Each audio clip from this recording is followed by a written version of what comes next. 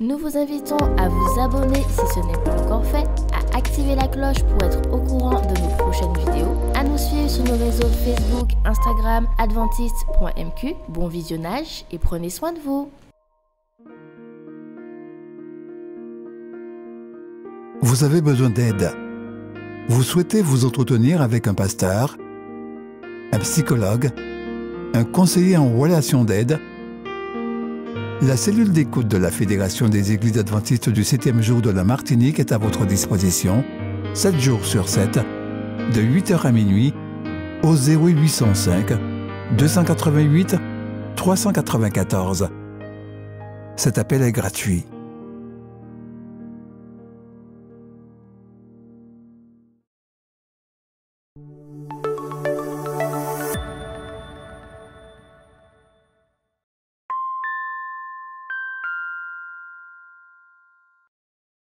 Encore 2 mois et cette relation prendra fin. C'est ce qu'a dit Cléide à Marcos, son voisin, après l'avoir vu parler à une fille. Personne ne peut la blâmer. Toutes les relations sérieuses de Marcos n'ont pas duré plus de 3 mois.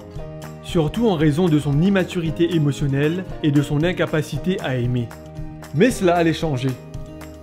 C'était durant une semaine de prière que Marcos a entendu pour la première fois parler du principe « Dieu en premier ». Préoccupez-vous d'abord du royaume de Dieu et de la vie juste qu'il demande, et Dieu vous accordera aussi tout le reste. Ce verset était employé dans un contexte financier, mais Marcos était prêt à l'utiliser dans tous les aspects de sa vie. Il prierait avant de commencer quoi que ce soit, et cela comprenait ses relations amoureuses. Serait-ce bizarre d'inviter Marie à prier avant de sortir avec elle ? Marcos était vraiment hésitant. Que penserait-elle? Mais il pensa ainsi. Si elle me quitte à cause d'une prière, alors le plus tôt sera le mieux. Il a donc agi ainsi. Il croyait en effet que ses chances seraient plus élevées s'il mettait Dieu en premier. Eh bien, aujourd'hui, cela fait plus de 30 ans que Marcos et Marie sont mariés et ont consacré leur vie à servir Dieu comme missionnaires adventistes dans leur pays et à l'étranger. Dieu nous appelle à le mettre en premier dans tous les aspects de notre vie, incluant nos relations et même nos finances. Quand nous mettons à part sa dîme et notre engagement, avant même de faire toute autre dépense, Dieu nous garantit qu'il nous accordera tout le reste. Mettons nos désirs en dernier et Dieu en premier.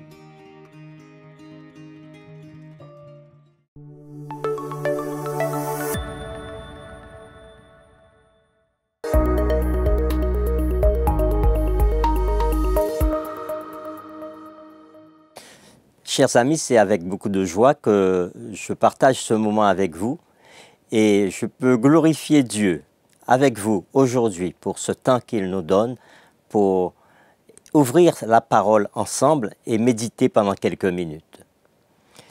Mais juste avant de le faire, je vous invite à incliner la tête pour une courte prière. Seigneur notre Dieu, nous te disons merci pour ce sabbat que tu nous donnes et ce temps de méditation autour de ta parole. Nous souhaitons par ta grâce tout faire pour pouvoir nous rapprocher le plus près de toi et comprendre ce que ta parole veut à nous enseigner ce matin, ce que ta parole souhaite nous dire pour mieux saisir ta volonté envers nous. Conduis-nous par l'Esprit Saint. Nous t'avons prié au nom de Jésus. Amen. Le thème que je voudrais partager avec vous aujourd'hui s'intitule « Les premiers seront les derniers ». Souvent, nous pouvons le dire et nous le disons pour plusieurs raisons. Mais nous verrons aujourd'hui l'origine de cette expression « premier, dernier » ou « dernier, premier ». Assez souvent, nous le faisons de façon interchangeable. Faisons un petit voyage dans le passé, petit voyage dans le temps et petit voyage aussi dans l'espace. Partons en Palestine au 1er siècle de notre ère. C'est une époque un peu semblable à la nôtre aujourd'hui, et cela sur plusieurs points. Plusieurs points de vue. On pourrait dire point de vue culturel, puisque beaucoup de voies sont exploitées à cette période, telles que la philosophie, l'astrologie, l'astronomie, etc. Et toutes ces voies sont exploitées, sont cherchées, mais sans donner de réponse aux nombreuses questions des hommes de cette époque. Et puis, il y a une crise politique dans la région de la Palestine. Pourquoi? Parce que les Juifs ne sont pas maîtres chez eux. Ils sont dominés par les Romains. Cela entraîne souvent beaucoup de colère, beaucoup de tensions et parfois il y a même des attentats contre l'occupant romain. Il y a aussi crise politique, économique et sociale. La Palestine est très pauvre et elle est exploitée. Les riches, qui sont peu nombreux, détiennent la majorité des terres et les pauvres sont obligés de travailler dur pour les riches qui les emploient au bon vouloir. Le chômage est à son point le plus élevé et chaque matin, des personnes, des hommes, se lèvent tôt pour aller gagner leur salaire, chercher une journée de travail. Pourquoi? Parce que les riches propriétaires pouvaient les louer pour leur service pendant une journée. C'est exactement dans cette ambiance que Jésus va raconter la parabole que je vous invite à lire avec moi dans Matthieu chapitre 20, les versets 1 à 16. Jésus dit ceci: « Car le royaume des cieux est semblable à un maître de maison qui sortit dès le matin afin de louer des ouvriers pour sa vigne. Il convint avec eux 1 denier par jour, et il les envoya à sa vigne. Il sortit vers la 3e heure, et il en vit d'autres qui étaient sur la place sans rien faire. Il leur dit: « Allez aussi à ma vigne, et je vous donnerai ce qui sera raisonnable. » Et ils y allèrent. Il sortit de nouveau vers la 6e heure, et vers la 9e heure, et il fit de même. Étant sorti vers la 11e heure, il en trouva d'autres qui étaient sur la place. Et il leur dit: « Pourquoi vous tenez-vous ici toute la journée, sans rien faire ?» Ils lui répondirent: « C'est que personne ne nous a loués. »« Allez aussi à ma vigne, leur dit-il. » Quand le soir fut venu, le maître de la vigne dit à son intendant: « Appelle les ouvriers et paie-leur le salaire, en allant des derniers aux premiers. » Ceux de la 11e heure vinrent et reçurent chacun 1 denier. Les premiers vinrent ensuite, croyant recevoir davantage, mais ils reçurent aussi chacun 1 denier. En le recevant, ils murmurèrent contre le maître de la maison et dirent: « Ces derniers n'ont travaillé qu'1 heure, et tu les traites à l'égal de nous qui avons supporté la fatigue du jour et la chaleur. » Il répondit à l'un d'eux: « Mon ami, je ne te fais pas de tort. N'es-tu pas convenu avec moi d'1 denier? Prends ce qui te revient et va-t'en. Je veux donner à ce dernier autant qu'à toi. Ne m'est-il pas permis de faire de mon bien ce que je veux? Ou vois-tu de mauvais œil que je sois bon? Ainsi les derniers seront les premiers, et les premiers seront les derniers. » Voilà cette parabole qui peut nous paraître, comme à ceux qui ont travaillé depuis le début de la journée, un peu injuste.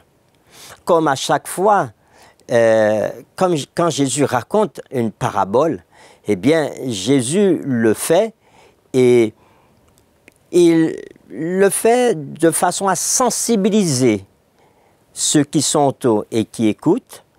Il veut les sensibiliser sur un point. Jésus ne raconte jamais de parabole au hasard. Il ne parle jamais par hasard. Mais pourquoi donne-t-il cette parabole à ce moment-là? Si nous allons un peu plus haut dans le texte, nous voyons qu'à partir du chapitre 19, Jésus dit un certain nombre de choses. Et à partir du verset 16, nous voyons qu'il y a un jeune homme, nous dit la parole, un jeune homme riche qui vient trouver Jésus et qui lui dit: « Maître, que dois-je faire de bon pour avoir la vie éternelle ?» Et Jésus va lui donner quelques conseils.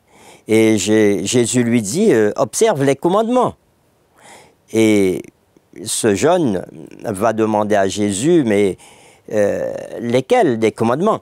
Et Jésus lui répond, tu ne tueras point, tu ne commettras point d'adultère, tu ne déroberas point, tu ne diras point de faux témoignages, honore ton père et ta mère, et tu aimeras ton prochain comme toi-même. Et voilà la réponse de ce jeune homme. Le jeune homme dit à Jésus, j'ai observé toutes ces choses, mais que me manque-t-il encore? Et alors, Jésus lui dit, si tu veux être parfait, va, vends ce que tu possèdes, donne-le aux pauvres et tu auras un trésor dans le ciel. Puis viens et suis-moi. Et le texte poursuit en disant, après avoir entendu ces paroles, le jeune homme s'en alla tout triste car il avait de grands biens. Voilà que ce jeune homme vient trouver Jésus. Ce jeune homme veut être sauvé. Et c'est pour ça qu'il interroge Jésus, parce qu'il sent qu'il lui manque quelque chose. Donc il vient trouver Jésus. Il veut suivre Jésus. Mais Jésus lui dit, si tu veux me suivre, eh bien voilà, va, abandonne ce que tu as, puis viens et suis-moi. En réalité, ce n'est pas la richesse de ce jeune qui est l'obstacle entre lui et Jésus. En réalité, ce n'est pas la richesse en elle-même, mais c'est le fait que son cœur soit attaché à cette richesse. Abandonner tout ce qu'il avait voulait dire donner à Jésus la première place dans son cœur. L'homme a souvent du mal à admettre que certaines choses dans sa vie passent avant Jésus. Nous disons assez souvent que nous aimons Jésus et que nous donnons à Jésus la première place de nos vies. Mais quand il s'agit d'abandonner certaines choses, alors cela devient difficile. Et en réalité, suivre Jésus demande toujours l'abandon de certaines choses dans nos vies. Chers amis, même si parfois nous pensons que nous pouvons tout laisser pour suivre Jésus, mais cela n'est pas facile. Et comme dirait le proverbe, c'est au pied du mur qu'on voit l'ouvrier. C'est lorsqu'il s'agit de pratiquer ce que Jésus demande qu'on voit la difficulté. On peut observer tous les commandements, mais ne pas avoir Jésus dans sa vie. Et d'ailleurs, à ce propos, Ellen White dira ceci. Humainement parlant, sa vie était sans reproche. Ellen White parle du jeune homme. Elle dit, humainement parlant, sa vie était sans reproche. Il s'imaginait que son obéissance était parfaite. Cependant, il avait une arrière-pensée et redoutait que tout ne fût absolument en règle entre son âme et Dieu. Et elle continue plus loin en disant, l'amour de soi est une transgression de la loi. C'est ce que Jésus voulait faire comprendre au jeune homme.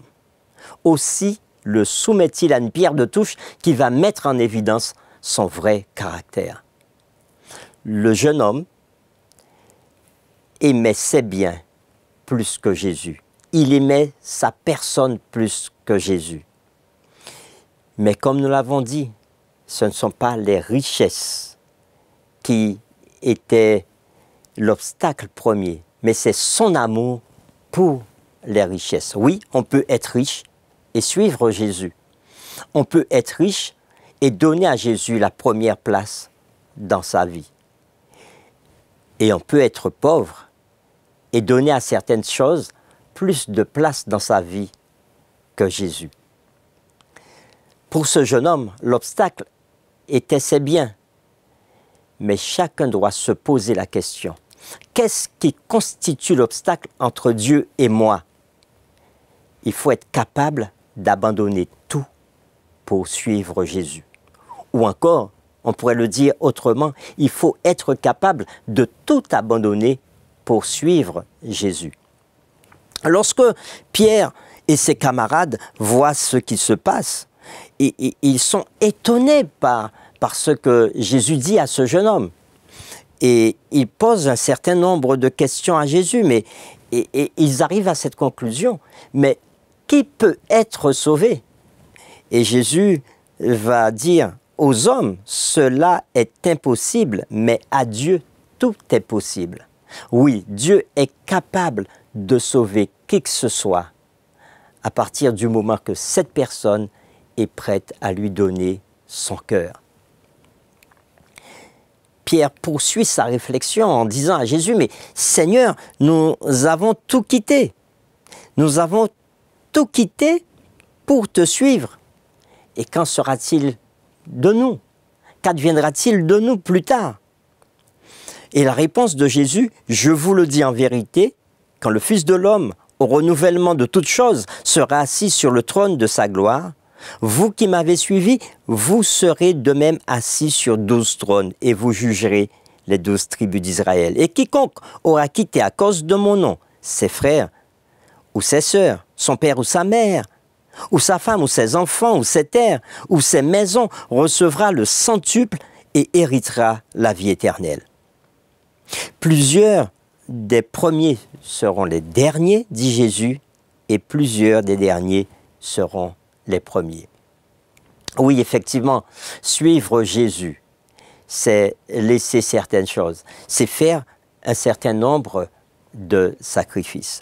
Remarquons ici, au chapitre 19, le verset 30, Jésus dit « Plusieurs des premiers seront les derniers, et plusieurs des derniers seront les premiers. » C'est la même chose que nous retrouvons au chapitre 20, au verset 16, à la fin de la parabole que nous considérons la parabole de ces personnes qui étaient allées travailler pour le maître, où il est dit « Ainsi les derniers seront les premiers et les premiers seront les derniers. » Remarquons qu'au verset 30 du chapitre 19, lorsque Jésus finit d'expliquer toutes ces choses aux disciples et à Pierre, il commence par dire « les premiers seront les derniers ». Tandis qu'au verset 16 du chapitre 20, Jésus dit « les derniers seront les premiers ». Jésus va inverser les choses pour bien comprendre et bien faire comprendre ce qu'il voulait dire. Revenons à notre parabole du chapitre 20 de Matthieu, où Jésus parle de ce maître de maison qui va chercher des ouvriers, qui les trouve sur la place de la ville et qui leur donne du travail. En effet, nous disions un peu plus tôt que lorsque ces personnes, ces ouvriers reçoivent leur salaire, ils trouvent que ce patron, ce grand propriétaire terrien, est injuste envers eux. Et nous pouvons remarquer que ceux qui maugrissent, ceux qui ne sont pas contents, ce sont ceux qui ont été employés les premiers. Ils ont du mal à comprendre qu'ils ont travaillé toute une journée et ils reçoivent le même salaire que ceux qui ont travaillé à la fin de la journée. Pour faire un petit rappel dans l'histoire, à l'époque de Jésus, la journée était divisée en 12 heures. La première heure, c'était 6 heures du matin et la dernière heure était 18 heures. Les premiers ont été employés très tôt dans la journée. Et le patron, il commence à employer à 6 heures du matin, il passe après à 9 heures et il trouve des hommes qui n'ont pas encore de travail, il les emploie, il passe un peu plus tard et ainsi de suite jusqu'à ce qu'il arrive à 17 heures. 17 heures, il trouve encore des hommes qui n'ont pas encore travaillé de toute la journée. Et il appelle ces personnes pour leur dire « Venez travailler, je vous donne du travail. » Donc ces personnes vont travailler pendant seulement 1 heure. il est vrai que nous aimons toucher un salaire en proportion à notre travail. Et on pourrait se dire, mais pourquoi le maître était aussi injuste? Et d'ailleurs, c'est ce que lui reprochent les premiers ouvriers qui ont commencé depuis le matin très tôt.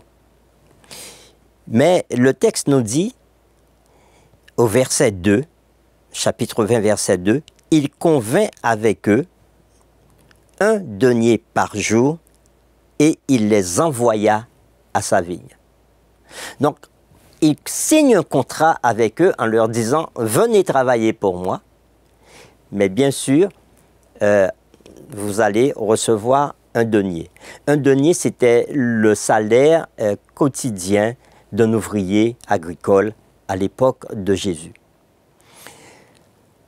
Donc, si on regarde de plus près, même si ces hommes pouvaient penser que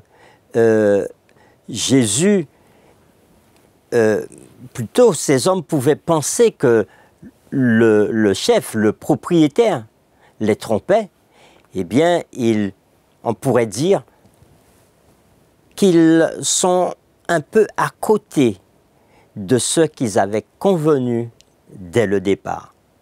Parfois, nous convenons de certaines choses avec des personnes. Et à la fin, nous voulons revoir le contrat. Mais quand un contrat est signé, il est signé en bonne et due forme, eh bien, on peut peut-être le contester, mais l'autre partie peut dire « Nous avions signé un contrat et je vous donne ce que je vous avais promis. » Et c'est ce qui se passe ici pour cet homme. Il fait comprendre à ses ouvriers agricoles, nous avons signé un contrat, notre contrat c'était 1 denier par jour, voilà, je vous donne ce denier. Il est parfois pas évident pour nous d'accepter et de comprendre que même si certains ont travaillé moins que nous, ils peuvent recevoir autant que nous. Selon notre justice humaine, il est bon pour nous de chercher à avoir et à recevoir beaucoup plus si nous avons travaillé beaucoup plus. Mais la justice divine est autre chose. Je voudrais attirer votre attention en terminant sur un autre aspect. Et il faut souligner cet aspect qui est très important. Le maître dit, au verset 15, « Ne m'est-il pas permis de faire de mon bien ce que je veux? Ou vois-tu d'un mauvais œil que je sois bon? » Dieu, qui représente ici le maître dans cette parabole, il fait de son bien ce qu'il veut. Et comme c'est un Dieu bon, il peut décider de donner à tous les hommes la même récompense. Et c'est ce qui se passe. Parce que qu'attendons-nous de Dieu? Qu'avons-nous besoin de Dieu en tant qu'humains? C'est sa grâce, son amour infini.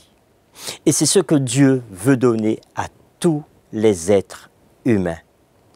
Sa grâce, il nous fait grâce.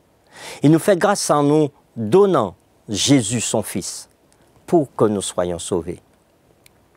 Il nous fait grâce en nous accordant la vie tous les jours. Et la plus belle chose qu'il fait pour nous, c'est de nous accorder la vie éternelle. Oh, cette grâce, elle est infinie. Mais Jésus donne cette grâce à tous les hommes, que ce soit ceux qui sont venus il y a très longtemps à lui, que ce soit ceux qui arrivent maintenant.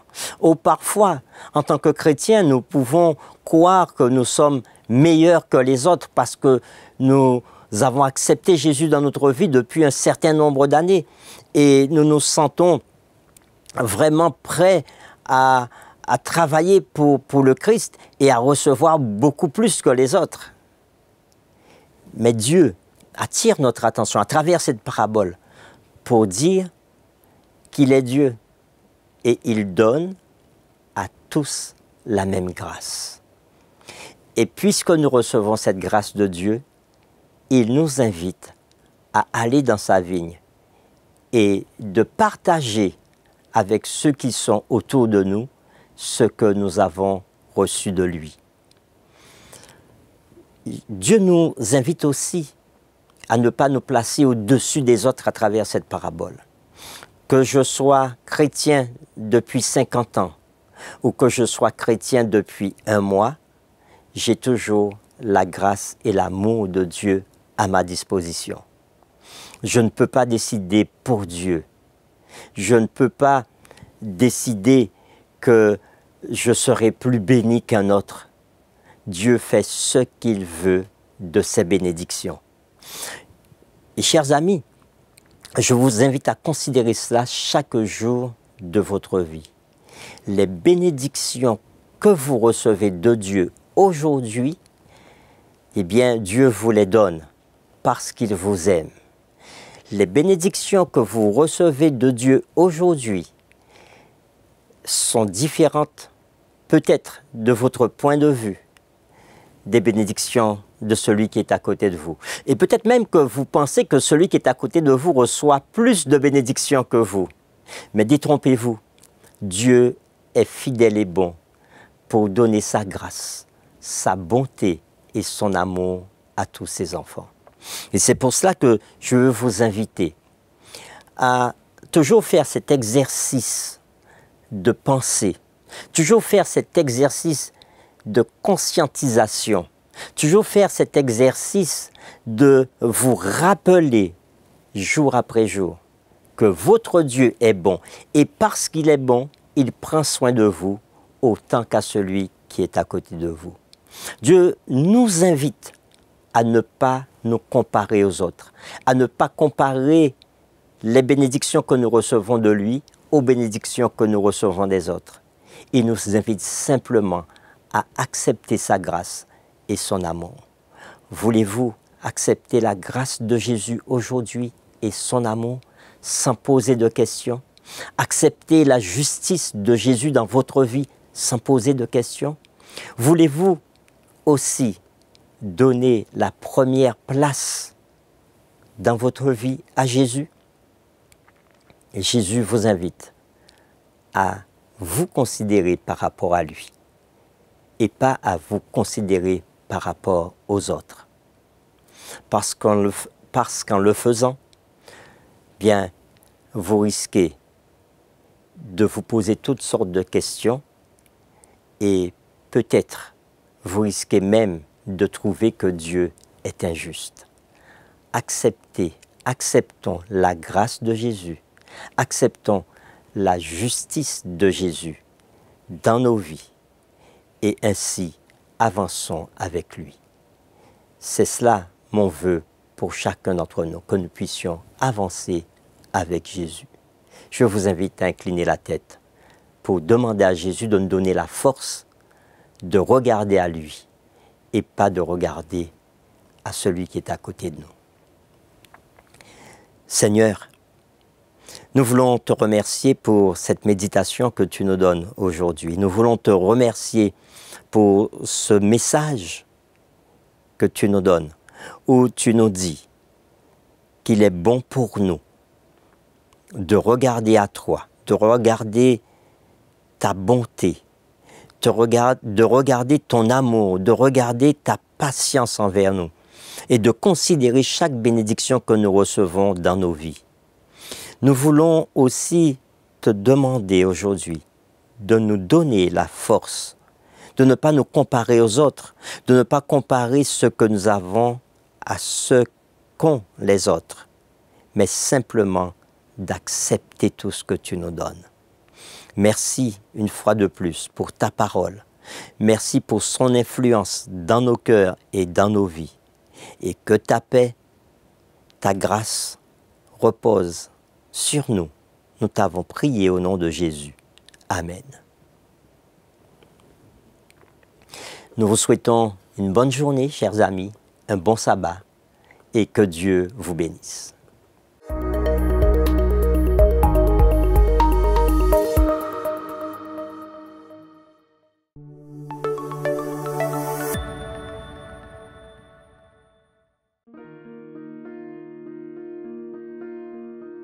Vous avez besoin d'aide. Vous souhaitez vous entretenir avec un pasteur, un psychologue, un conseiller en relations d'aide. La cellule d'écoute de la Fédération des Églises adventistes du 7e jour de la Martinique est à votre disposition, 7 jours sur 7, de 8h à minuit, au 0805 288 394. Cet appel est gratuit.